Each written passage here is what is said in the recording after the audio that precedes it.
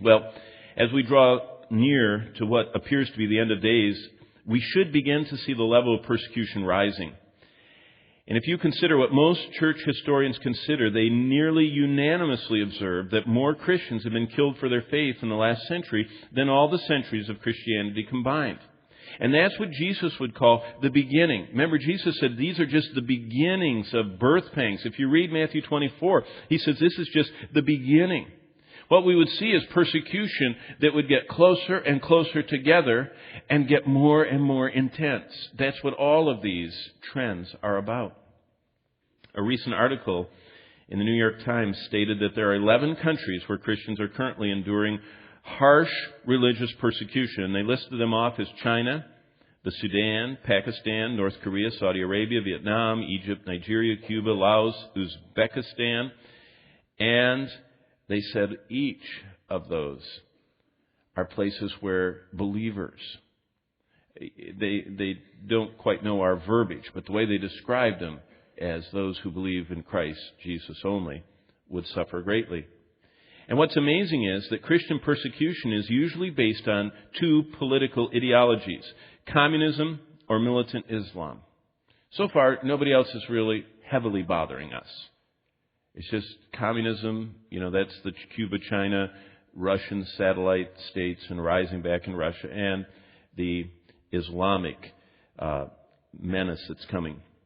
Of course, the New York Times didn't mention Indonesia and Iran, where recently married couples were severely beaten and whipped in their old country by religious police because of faith in Christ.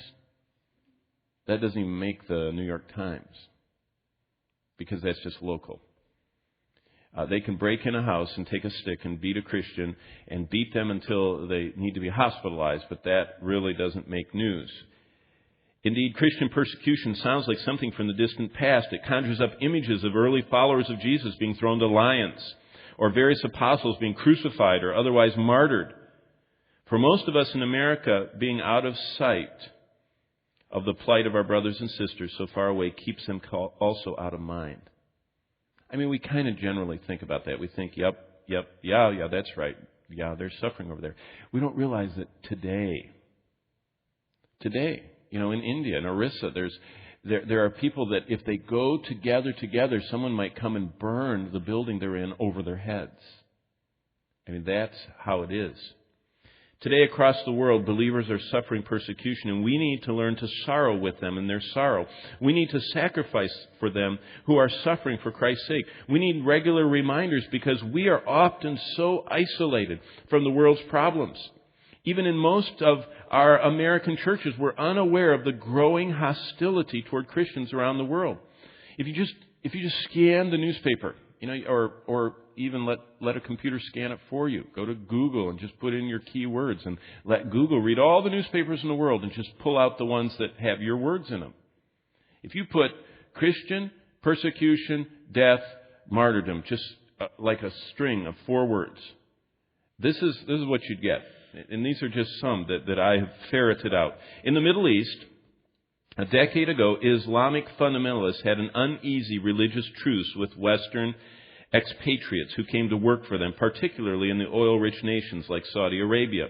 They tried to keep the Westerners, mostly Christians, of one degree commitment or another, restricted from the rest of the populace. They just kind of put them in their compounds. But the Islamic world is increasingly a hostile place for Christians. In Saudi Arabia, for instance, Christianity is illegal. Conversion from Islam is punishable by death. In Pakistan, the death penalty is prescribed for anyone who blasphemes Islam, something that occurs immediately in Christian evangelism. When you evangelize, you're blaspheming Islam.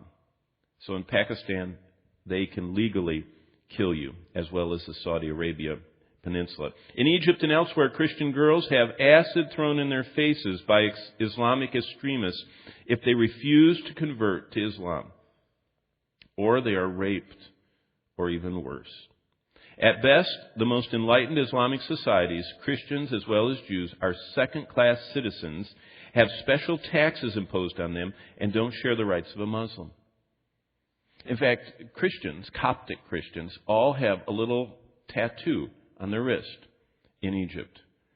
And those Christian Coptics can only date someone else that has the tattoo on their wrist, because the Coptic Church is allowed in Egypt, the Christian descendants of Mark's ministry in Egypt 2,000 years ago. So they tattoo them in the hospital at birth. If you have both Coptic parents, they put a little tattoo on the baby. And that baby can only socialize with another Coptic or else convert to Islam. And if you at all get out of your tattoo zone, then you can be chased through the streets and beaten, and and the police will not interfere. That's enlightened Islamic society.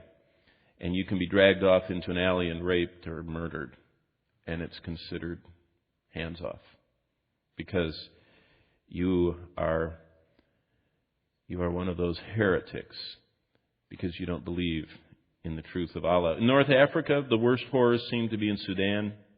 A civil war has been on and off for 50 years between the Arab, Muslim North and the black, Christian, and animist South. We all know about that. The North has been working toward an Arabization and Islamization of the country by the imposition of Islamic law in the South. They started in 1983, and that smoldering civil war has been going on for 26 years.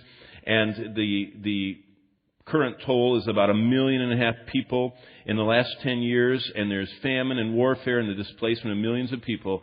And that is where some of the most fruitful evangelistic work was done. The Sudan Interior Mission, SIM, for decades, discipled and nurtured countless churches in that area. How about Eastern Asia, as we call the region around China? In China, the continuing persecution of Christian believers is well documented. Churches are bulldozed. You can go on YouTube and watch a church getting bulldozed. With someone's camera phone. If they find out that there's a church meeting and it's not one that's on the radar screen of the West, they just go in and bulldoze it. And they give you a warning, and if you stay in it, they'll bulldoze it with you in it. Because they are not pro any kind of church that is not part of their system. Pastors are arrested, humiliated, and executed. Christians have been threatened and imprisoned. Christians have been beaten to death. They are frequently tortured and imprisoned for year after year with heavy fines. Their property confiscated. And they're frequently also taken out of their employment, so it makes their whole family suffer economic discrimination. Current reports tell us that house churches, those that are not sanctioned by the totalitarian government in 20 provinces, that 129 people, according to the Christian groups that tally this, 129 people have been killed in the last few months, 23,000 arrested, 4,000 have been sentenced to re-education. That's just current, what's going on in China. When we watch the Olympics and we think, wow, how did they do that? All the beauty and the graphics. And behind all of that is a system absolutely opposed to Christ. And absolutely opposed to what we so freely enjoy.